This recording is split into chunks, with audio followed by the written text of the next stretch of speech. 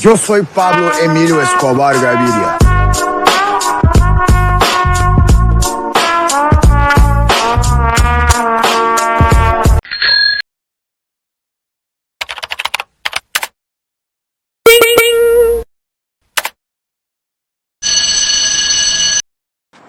Once I've made sure that there's no pressure on these gauges at all on either side, and that the adjustment screws are loose, there's no tensioning on the springs, I'm ready to turn the gas on. But human nature seems to be, I want to see how much gas is in there, and I want to see those needles move when I turn it on. So I've watched a lot of guys, and typically they turn it on just like this, watching, and a little too fast.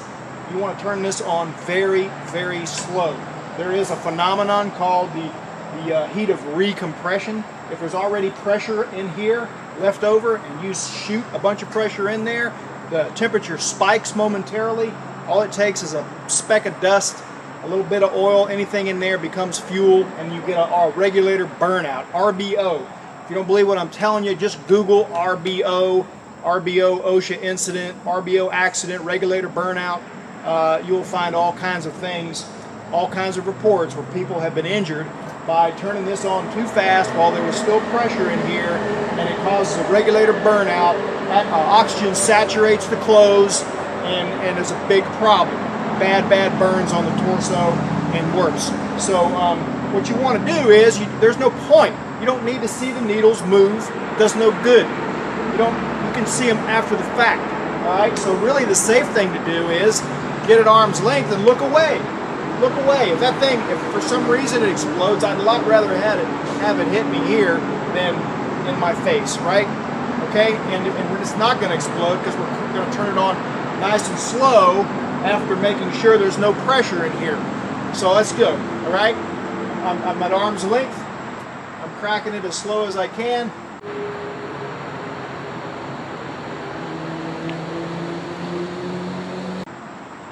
So I don't shoot a bunch of pressure in there, and then once I get it done, I can crank it open as fast as I want and backseat that valve, because it's a backseat valve. It's a high pressure cylinder.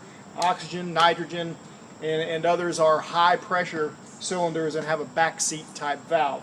The acetylene now, I don't have that same risk, but I still don't want to turn it on fast just because. All right, so I want to crank it slow, but I only want to turn it maybe half a turn. Sometimes half a turn won't even make the regulator register, and in which case you're going to have to turn it maybe 3/4. But the point is, don't turn it open all the way, because if something bad happens, you want to be able to shut it down quick, like with one turn of the wrist or two at the most. Sometimes these stems leak, and sparks will get over here and ignite the stem on ignite the gas leaking around the stem. But maybe the valve's packing it isn't just right, and you get a flame here, and you kind of want to be able to turn that off quick without crank. In fact, there is a point at which you don't even want to turn it off. If that flame is shooting up this high, it's time to get out of Dodge. It's not time to grab a glove and try to crank that thing shut. Now, that's a judgment call. The CGA, the Compressed Gas Association, basically says that when it is safe to do so, if there's some kind of flame here, then turn it off. So, if it's a little match size flame, personally, I'm not saying this is the thing to do. I'm just telling you what I would probably do. I'd probably reach over here as quickly as I could and turn it off. Again, if it's shooting up here and I see the valve starting to melt, I'm out of there. All right. So I've turned this open roughly half a turn. Now, where do I set these gauges? Okay. Do I set them at 10 and 40? Not really, because it depends on what tip I'm using. It depends on thickness of the metal. It depends on the manufacturer's guidelines. The manufacturers for oxy-fuel equipment are all different. The torch heads are all different. They mix differently. There's different designs. Smith, for instance, has an in the head mix, and Victor is in the body typically. Okay, and others. So it requires, they've done their homework, and they have tip charts recommending the safest and most optimum pressures to get a good cut, and also to be safe. Okay, so one way, if you do not have any manufacturer's tip charts, maybe one way is to just determine that center hole size by using a drill index and then consulting some type of a chart. That center hole is really the main thing. When it reminds you on a lot of the things that you should already know. So once you know the settings, once you determine the pressure settings, either by the manufacturer's guidelines tip chart or by some other, either using a drill index and looking it up in some other reference manual, set the regulators. And then after you do that, open each torch valve momentarily to purge for a little while to make sure you don't have any mixed gases. Make sure you've only got acetylene and only got oxygen in each line. And then when you light, only use acetylene, but use a full half turn. That way you won't get the little wimpy little flame with the little black paratroopers that get all over your face. You'll get a good safe flame with a lot of flow that won't pop back, and you won't have mixed gas situation going on inside the torch head or torch body with a potential for a flashback. And then to set the torch, if it jumps away from the tip, which a lot of times it does, you got to back it back down and then increase it to where the soot just starts to go away. There's barely any soot in the flame. That's your reference point. That's your reference point to get the most out of a tip and to have adequate flow to keep that tip cooled off, keep it from getting hot, keep flashbacks from happening. Then add oxygen to the flame and continue adding oxygen to get a neutral flame, which means basically your cone's defined without any feathers on the end of them. And then when you give it a little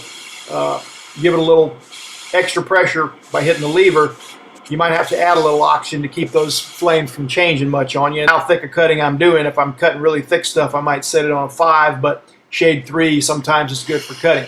So I'm using this tip, and it's got it's like a 40 thousandths cut orifice, and I set it accordingly.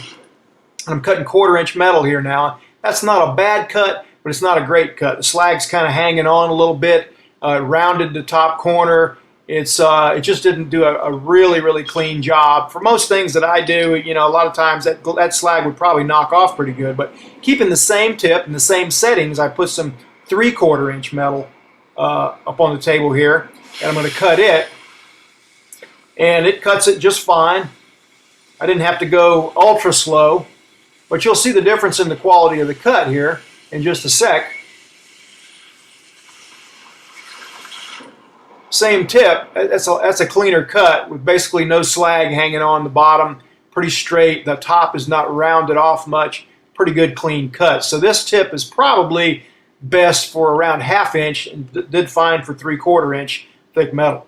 So use the right size tip for the right size job, and you get a lot better cut. And the way to do that is you have to have some kind of reference manual like that little Adele book. Now I'm going to show you kind of how I cut here. I usually cradle one hand in the other hand, make a few dry runs, and I can make circle cuts like this. I can make a good 12, 14 inch long cut without any problem. And this is the 3/4 here. I'm using about 10 on the acetylene and about 45 to 50 on the oxygen for this 3/4 inch stuff. And what you want to do is try to go smooth and steady. Don't go ultra slow. You'll know if you go too fast, it'll blow back on you and it won't cut all the way through. So you kind of find where that edge is, and where you go just fast enough or just slow enough to make the cut, and fast enough not to leave a bunch of slag and melt that top corner off a lot. All right, now when you're done cutting for the day, there is a certain way you need to shut down. So to shut down, I want to shut the fuel gas down. Now manufacturers vary on this, but most will tell you turn the fuel gas off, and then it turns the flame off. Then you turn the oxygen off here. What's next? This is a critical step next, because if you can remember this, everything else will make sense going forward in the shutdown procedure. First thing I do is I shut my flame off. I'm turning the gas off, the fuel gas off first, then the oxygen. The next thing is leave the regulator alone. The next thing is go to the power source. Go to the main source as if it was a lockout tagout procedure on electrical things. This is the shut off switch, so I'm going to turn off the source. Okay? All the way off. This is how you shut down properly. Leave it safe for the next guy. All right, I've turned those all the way off. Do I do this next? No, I don't, because if I do that, I can't bleed it off here. I'm going to leave pressure in here. That's the dangerous situation for the next guy with that recompression thing that I mentioned earlier. So the next thing is to bleed off here. So I can do that most quickly on the oxygen just by hitting the lever. That goes all the way down to 0 on the gauges. I'm done there. Then I want to bleed off the acetylene. Let it go bottom out all the way down. Nothing there. Then I'm going to shut off all the valves here. And then what I want to do is back these screws off to where they're loose. No tension, no spring tension on them. That leaves it safe for the next guy. In case he doesn't remember, you didn't leave any pressure in here. So now, if he does, he's not spooled up on these safety procedures and he turns this on suddenly, it's going to be safer for him. It's a lot less likely for him to get that regulator burnout, RBO. Okay, so the best advice I can give you is get the manufacturer's guide and follow it as far as pressures, as far as sequence of setup and shutdown and all that. This is not a comprehensive safety course. The best one I have seen is Smith Torch Company. They make about a 40 or 45 minute DVD, very comprehensive, very thorough. That in conjunction with a hands-on setup shutdown procedure and a written test makes for a good oxy-fuel program.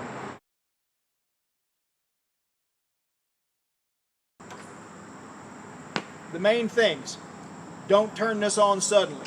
Make sure before you even turn it on that you don't have any pressure on the gauges and that this is loose, so that you know there's no pressure in here in between the regulator body and the main cylinder valve. Okay?